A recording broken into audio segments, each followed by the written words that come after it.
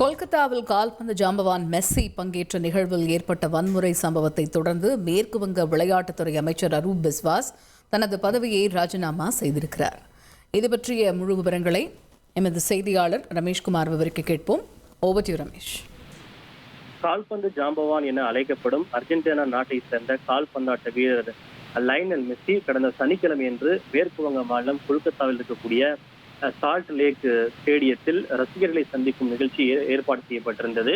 Messi வந்தபோது அவரை பாதுகாப்பு படையினர் மற்றும் முக்கிய பிரமுகர்கள் சூழ்ந்து கொண்டதாலும் அவர் விரைவாக அரங்கத்தை விட்டு வெளியேறியதாலும் ஆத்திரமடைந்த ரசிகர்கள் போராட்டத்தில் ஈடுபட்டு நாற்காலிகளை அடித்து உடைத்தனர். இந்த விஷயம் வன்முறையாக மாறியது.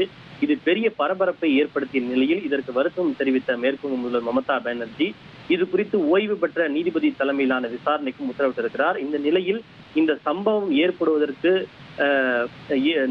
காரணமான நிர்வாக குளறுபடிகளுக்கு பொறுப்பேற்று தன்னுடைய பதவியை மேற்கு வங்க விளையாட்டுத்துறை அமைச்சர் அரூப் பிஸ்வாஸ் ராஜினாமா செய்திருக்கிறார்.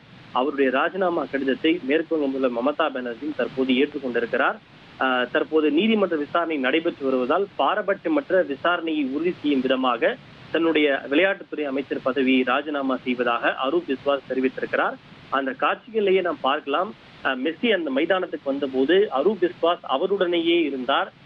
அவர் சீக்கிரத்தில் அந்த அரங்கத்தை விட்டு வெளியேறியதற்கு அவரும் ஒரு முக்கிய காரணம் என்று பரவலாக குற்றம் சாட்டப்படுகிறது.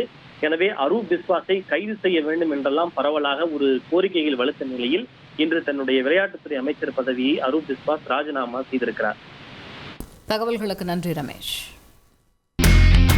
இனி செல்லும் இடமெல்லாம் செய்தி. தந்தை டிவியின் வாட்ஸ்அப் சேனலை ஃபாலோ பண்ணினா செல்ல இருக்கும் இடமெல்லாம் செய்தி. இதோ QR கோட் இப்பவே ஸ்கேன் பண்ணுங்க, ஃபாலோ பண்ணுங்க.